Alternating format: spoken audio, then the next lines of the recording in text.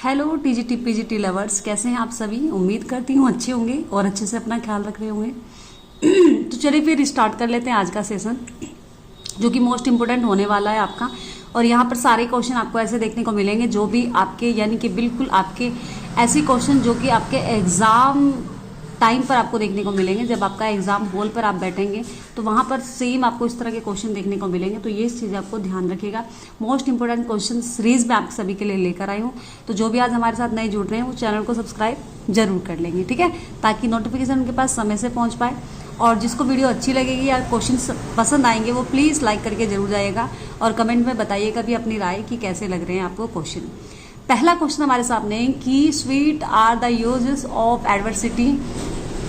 तो these lines have been spoken by. ये जो लाइन यहाँ पर देखने को मिल रही है आपकी, तो ये जो लाइन है आपकी ये किसने बोली है यहाँ पे, ठीक है। रोजालिंड ने बोली है, सिलिया, ड्यूक सीनियर, या फिर यहाँ पे द क्लाउन आपको देखने को मिलता है।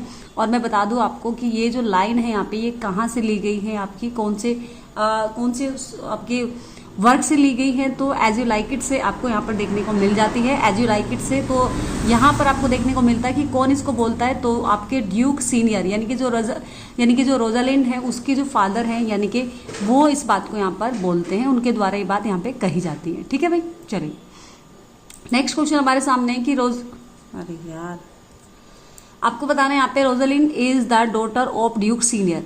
जो रोजालिंड है वो किसकी डॉटर है, आपकी ड्यूक यानी कि सीनियर की है।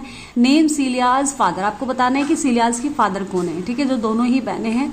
तो जो कि चाचा ताऊ की लड़कियां हैं, इस तरह से आपको वहाँ पे देखने को मिलता है। तो ड्यूक सीनियर जिसको सिलिया के फादर ने क्या कर दिया है, मतलब राज्य से निकाल दिया है।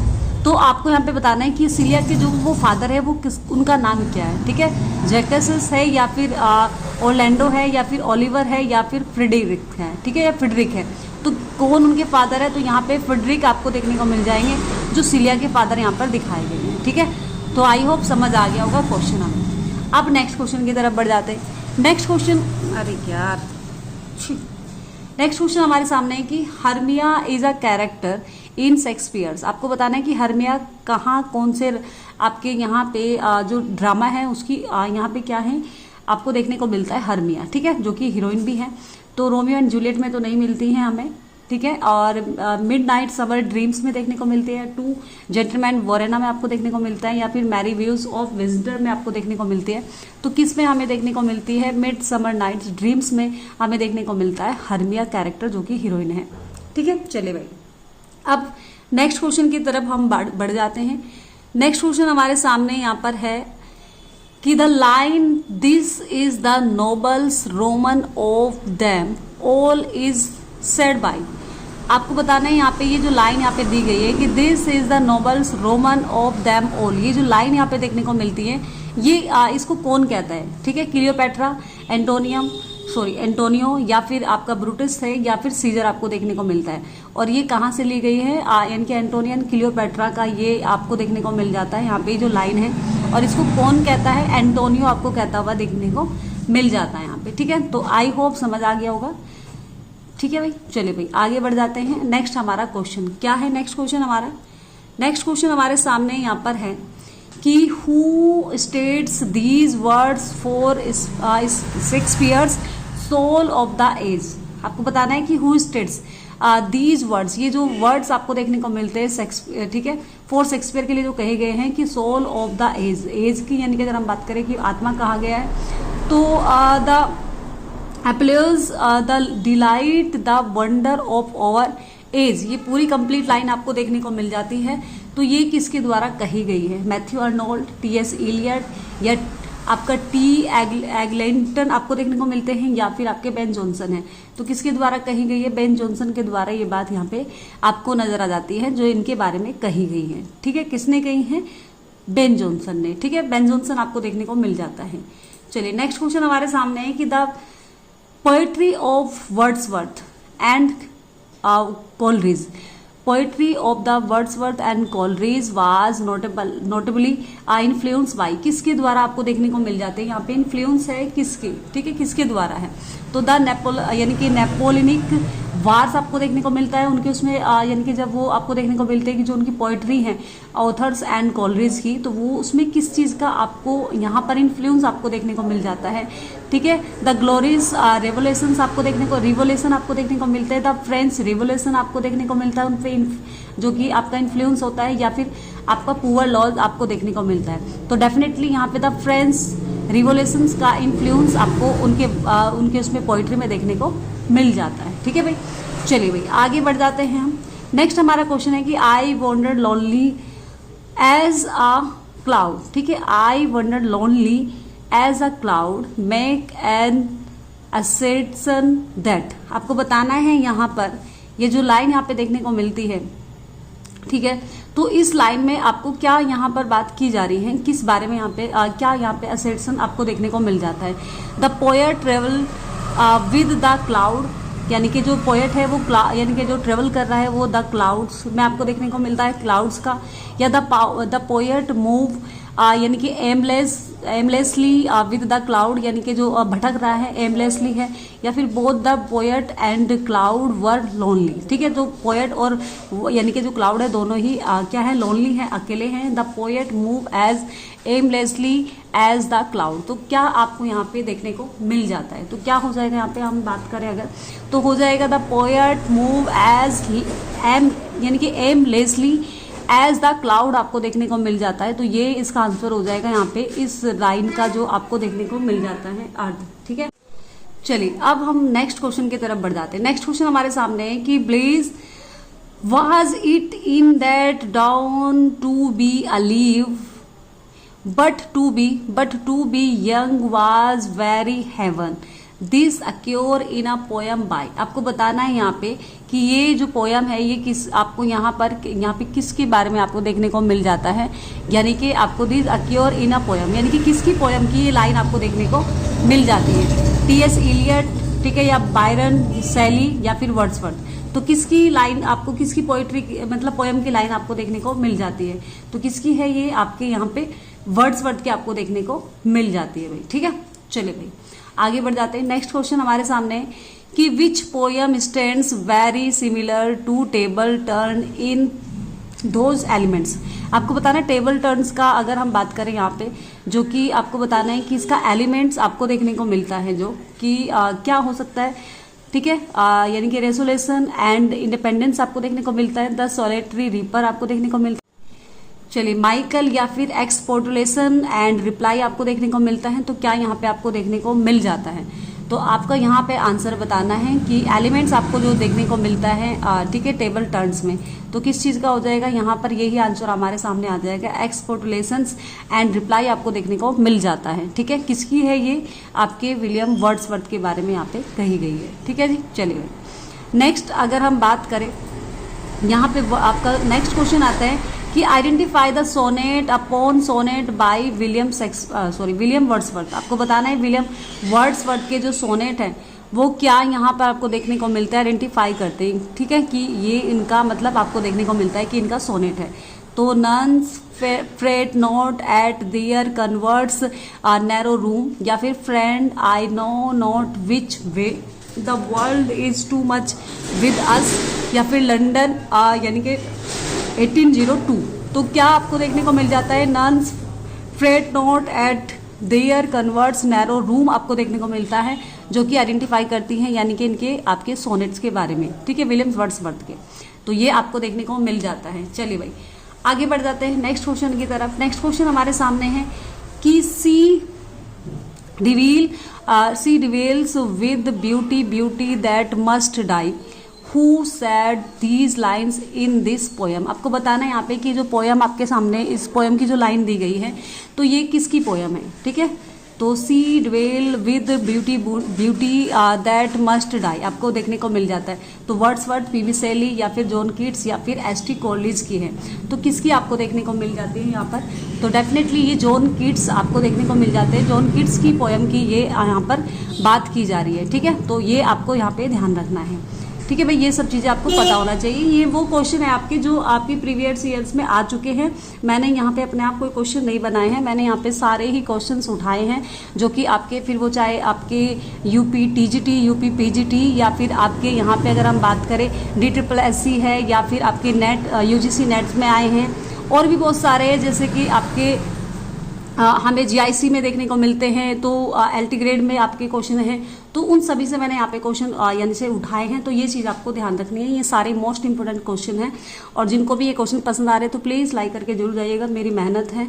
अगर आपको पसंद आ रही है तो आप जरूर लाइक कीजिएगा। चलिए आगे बढ़ जाते हैं नेक्स्ट क्वेश्चन की तरफ। नेक्स्ट क्वेश्चन हमारे सामने है कि which famous romantic poem contain the line. ये जो लाइन आपको देखने को मिलती है, ठीक है, beauty is truth, truth beauty, ठीक है। तो ये जो लाइन है ये आपको कौन सी पोयम में से देखने को मिलती है, जो कि किसकी है, आपके जॉन कीट्स की पोयम है, ठीक है। ये भी मैं आपको बता दूं, लेकिन कौन सी पोयम की लाइन आपको देखने को मिलती है, ओर टू द नाइटिंगेल, या फिर टू आ स्काईलार्क, या or on a Grecian urn, या फिर ओर टू ऑटम, ठीक है। तो किसमें से आपको देखने को मिल जाती है लाइन, तो डेफिनेटली आंसर हो जाएगा ओर ऑन अ ग्रीसियन अर्न आपको देखने को मिल जाता है, वहां से लाइन आपकी उठाई गई है, ठीक है। तो ये किसकी है, यहाँ पे जॉन कीट्स की है। चलिए भाई आगे बढ़ जाते हैं।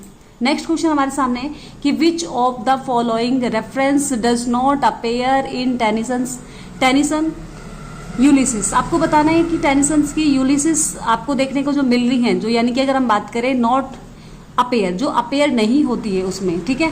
तो रेफरेंस में जो अपेयर नहीं होती है वो आपको यहाँ पर बताना है। तो क्या चीज़ यहाँ पे अपेयर नहीं होती है, जूलियस यानी कि जो आपके यूलिसिस है, यानी कि आपके लॉर्ड अल्फ्रेड टेनिसन का जो ये आपको पोयम आपको देखने को मिलती है, यानी कि जो आपको देखने को मिलता है, यानी कि ड्रामेटिक मोनोलॉग, ठीक है।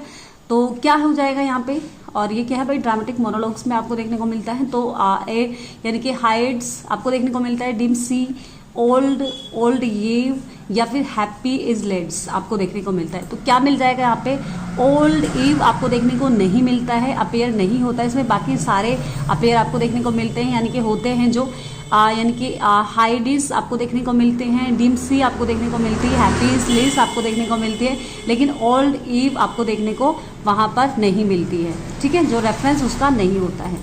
नेक्स्ट क्वेश्चन है कि which poem of Tennyson does start with the heroic line. आपको बताना है टेनिसन की हीरोइक लाइन जो स्टार्ट आपको देखने को मिलती है, ठीक है। तो वो आपको बताना है यहाँ पे कि किस में से आपको देखने को मिलती है। Courage I he said and pointed towards the land. ये जो लाइन आपको देखने को मिलती है तो कौन से वर्क में से आपको देखने को मिल रही है, ठीक है। यानी कि मॉर्ट डी आर्थर आपको देखने को मिलती है, मार्ट डी आर्थर आपको देखने को मिलती है, या यूलिसिस में से देखने को मिलती है, द लोटस एटर्स में से देखने को मिलती है, या फिर ब्रिक्स में आपको देखने को मिल जाती है।